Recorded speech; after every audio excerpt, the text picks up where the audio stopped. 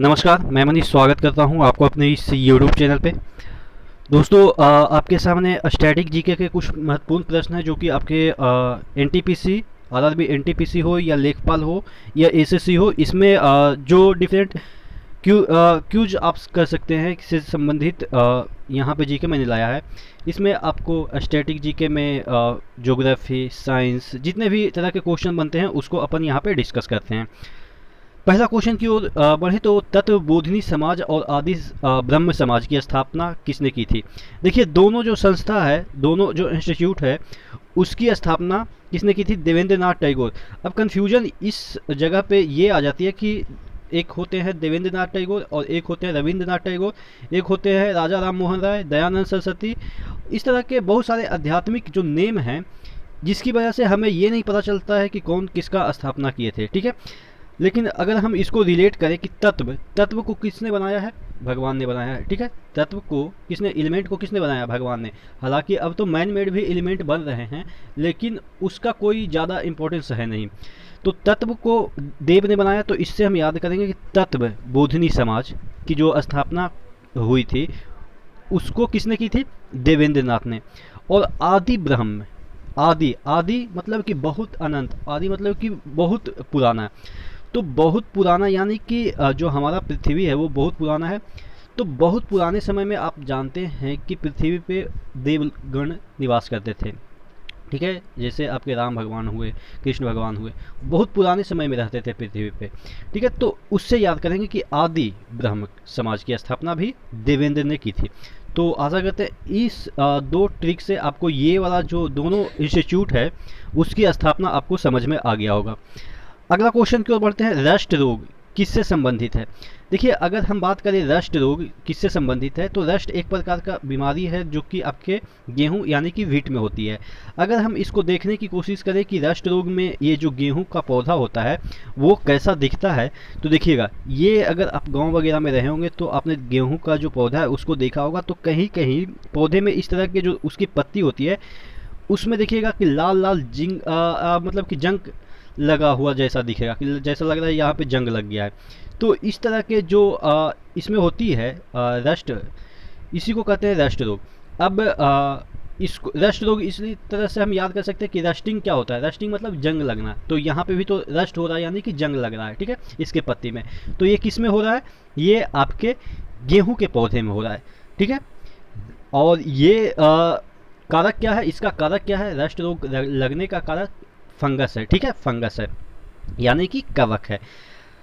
अगला देख लेते हैं। अगला क्वेश्चन है झेलम नदी का उद्गम स्थान। देखिए, जो जम्मू कश्मीर है उसमें बहुत सारी नदियां बहती है, उसका उद्गम स्थान पूछा जाता है। तो अगर झेलम नदी की बात करें तो शेषनाग झील या बेरीनाग आपका स्प्रिंग यानी कि झरना दिया रहता है। ठीक है, कहने का मतलब ये है कि नाग ही इसका स्थान है, उद्गम स्थान है। याद कैसे करेंगे? देखिए, अगर नाग कहीं आप देख लेते हैं तो आपको झेलना पड़ सकता है, बहुत परेशानी झेलना पड़ सकता है। कि अगर नाग आपके सामने आ जाए तो बहुत परेशानी झेलना पड़ सकता है। तो इस तरह से हम इसको याद करेंगे कि जो झेलम नदी है उसका उद्गम स्थान वेरीनाग स्प्रिंग बोले या शेषनाग झील बोले, ठीक है, एक ही है। देखिए, ये जो झेलम नदी है वो किसकी ट्रिब्यूटरी है? चिनाब की। चिनाब मैंने बताया था कि काफ़ी लंबी नदी है। जो सिंधु नदी है उसके बाद सबसे लंबी नदी आपका चिनाब ही है, मतलब कि जो कि पाकिस्तान की तरफ बहती है। तो ये जो झेलम नदी है वो किसकी सहायक नदी है? चिनाब की। और इसका उद्गम स्थान मैंने आपको समझा दिया। अगला क्वेश्चन की ओर बढ़ते हैं।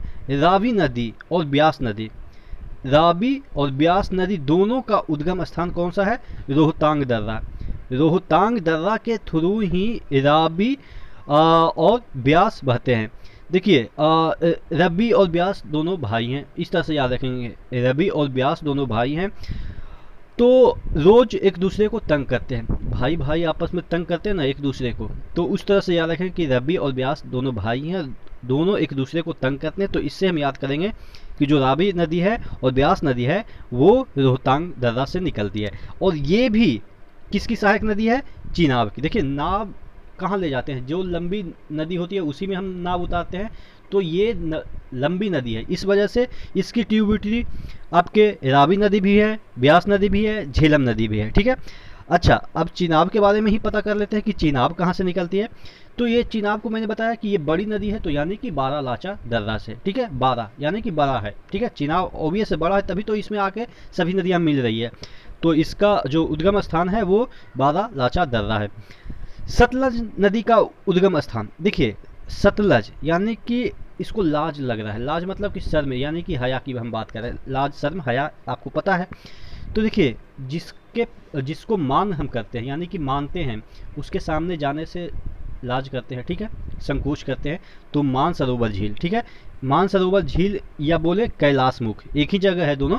तो मानसरोवर झील बोले या कैलाश, कैलाश भगवान कैलाश पर्वत के नाम सुने होंगे। और कैलाश किसका मेल का नाम होता है। तो अगर लड़कियां किसी मेल के सामने जाती है तो ऑब्वियस लाज लगती है उनको। तो इस तरह से याद रख सकते हैं कि सतलज नदी है, उसका उद्गम स्थान मानसरोवर हो या कैलाश मुख हो, ठीक है। एक हिस्ट्री से प्रश्न बनता है, अवध का अंतिम नवाब। अवध कौन सा प्रदेश है, जो अभी लखनऊ का पूरा प्रदेश है, इर्द गिर्द फैजाबाद वगैरह ये सब, पहले तो फैजाबाद ही कहा जाता था अवध को। तो ये सब जो प्रदेश है उसका अंतिम नवाब कौन था, बाजिद अली शाह था। अब याद कैसे करेंगे, अवध का अंतिम नवाब यानी कि इसके बाद इसकी वजूद ही मिट गई, ठीक है। तो इस तरह से याद रखेंगे कि अवध का वजूद किसके समय मिट गई, यानी कि कौन अंतिम हुआ, बाजिद अली शाह। पृथ्वी का औसतन तापमान क्या है। पृथ्वी का जैसे आपको पता है कि डेंसिटी 5.2 होती है, ठीक है, 5.5 होती है। तो अगर पृथ्वी के औसतन तापमान यानी कि कहीं 0 डिग्री सेंटीग्रेड होता है तो कहीं 48 डिग्री, तो इस तरह से अगर हम औसतन तापमान की बात करें तो 15 डिग्री सेंटीग्रेड पृथ्वी का औसतन तापमान होता है, ठीक है।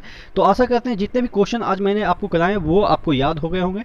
तो इसी तरह से बने रहिएगा चैनल के साथ। नेक्स्ट वीडियो में नेक्स्ट अपडेट के साथ मिलते हैं, तब तक के लिए धन्यवाद।